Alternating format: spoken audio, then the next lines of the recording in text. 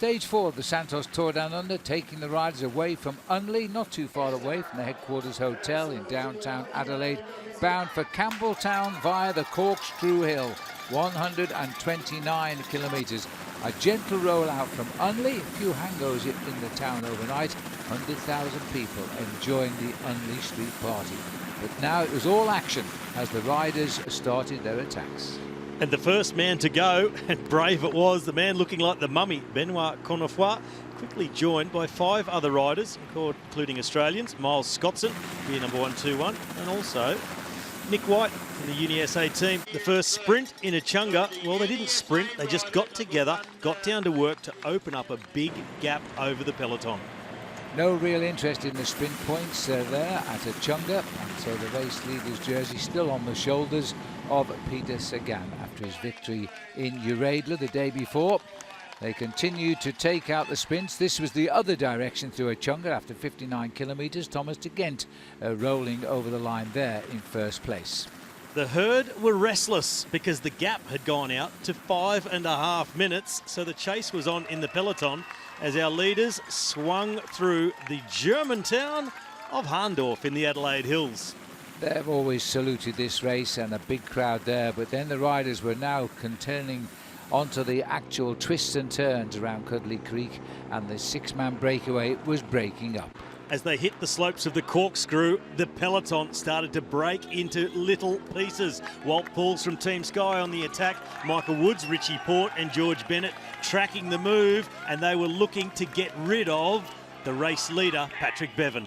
4 big names, 4 big ambitions, and they were getting clear of the field on this vicious climb. Once over the top, it was only 5.5 kilometres to the finish.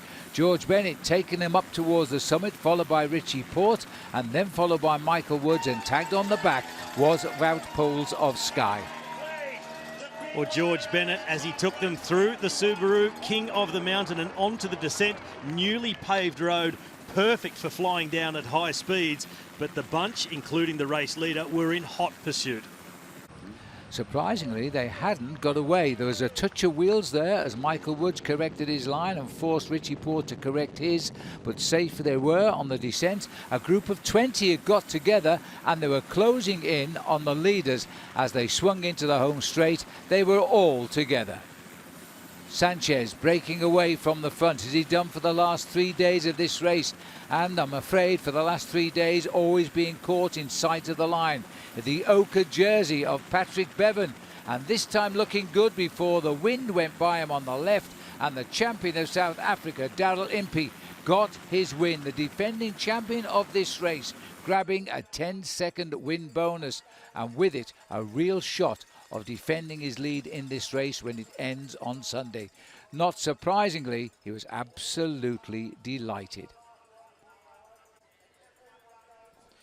Well, on the line, it was Impey by a length over race leader Patrick Bevan. More bonus seconds for him. Luis Leon Sanchez getting in there for third, keeping himself in contention to still win this race overall on Willunga Hill on Sunday afternoon.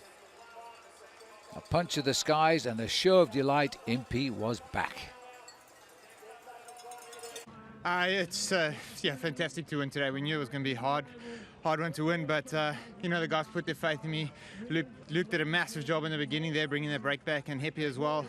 And then Maddie and those guys are just looking after me. And then our youngster Lucas Hamilton, he just really rode like a true professional at the end, committed 100%. And I knew if I lined up Paddy Bevan, I'd have a good shot at winning. So yeah, super happy to win today.